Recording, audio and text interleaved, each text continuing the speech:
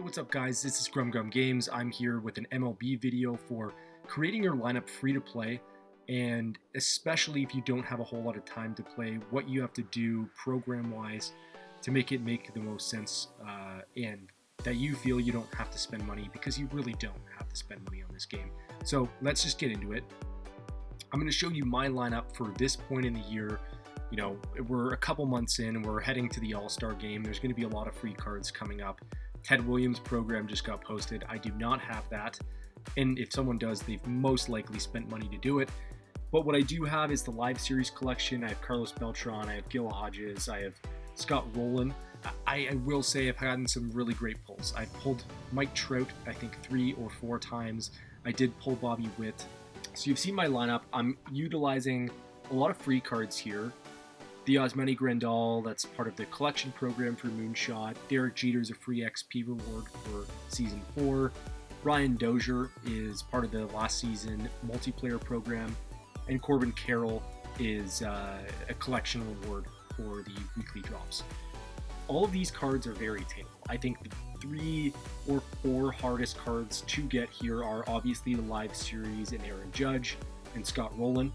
There still are other cards that are easily usable in their place if you're not at that point yet either. James Wood is probably my favorite card I have so far. At third base, I have a few other cards that are definitely easy to get and have great stats. This Paul DeJong card is the best Paul DeJong that's ever been on MLB.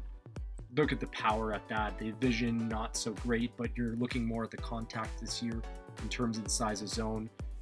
This Miguel Vargas card, really great card, a little bit weak versus left, but I really like also this Javier Baez card, which was part of the new color storm for the Detroit Tigers and very easily attainable.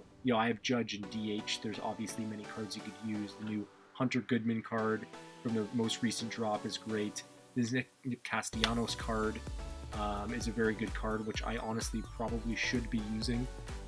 And even the free Ted Williams card that was on the store, or is currently still on the store, is a great option. In the outfield, in place of Carlos Beltran, I had to take out Ken Griffey Jr., but he was an XP reward card. He's excellent. I was hitting over 400, 500 with him in quite a lot of games, and he's always a good option. Aside from that, that's my lineup. I want to go into the programs that I've really played to get to this point. So we're talking about programs that are going to be the most worth it for you to play, make the most use of your time.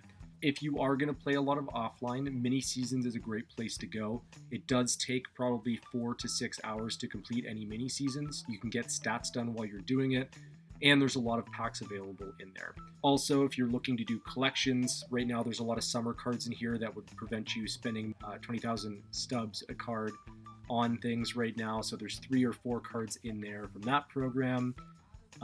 There's 3 or 4 Moonshot cards in the Tony Gwynn program. So that's also going to help you complete collections. So you're trying to see how many things you can do all at once. Conquest is always a great place. 3-inning games, you usually don't have to play that many. You really don't have to do any of the take bases, take fans stages. You could just go directly after bases and be fine. You may have to play some higher difficulty games like Hall of Fame or Legend, but it's not really a big deal. You may lose a game here or there. It's still going to be really quick, especially because all of the conquests that they put on this year are relatively small. I haven't even played all of them. I've played a lot of them, but you get a ton of packs out of this. Showdowns, they are useful for completing programs if they give you points towards that. They don't count in stats for other programs or challenges. So if you're going to go and do it for stats, not the place to do it. If it's going to give you points towards a program to get cards that you really want, for example, this Pipeline Past, great, go ahead and do that. You also have to complete the Spring Breakout Showdown at least 2 or 3 times to get the cards in order to get Scott Rowland, so it's also really important you play through that one. Diamond Quest is a really tough one. It was really great early on. I think they've changed a lot of the odds towards getting the higher versions of the card. I don't think it's a great place to go if you're going to spend some time and get cards there. Yes, it goes by very quickly because they're just moments. They're not, full games. However, the percentages, I'm just going to go in and show you my current percentage for the summer program. I've done pretty much the entire map, and I think I failed one or two things along the way. And I'm about to play the first stadium, and I only have like 6% All-Star, 14% Hall of Fame, 28% Legend to pull that card. Those are really, really low odds. At that point, I'd almost rather just buy that card because it's going to be somewhere around 20,000 stubs. If you want to spend your time on it, you can, absolutely. It's going to be really quick, but the chances of you pulling those cards now are a lot lower than they were when this was originally launched. Over to multiplayer programs.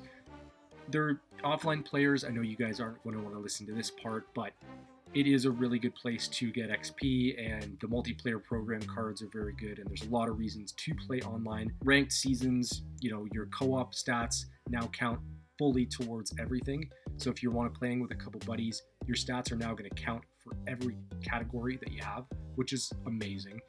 Love that addition.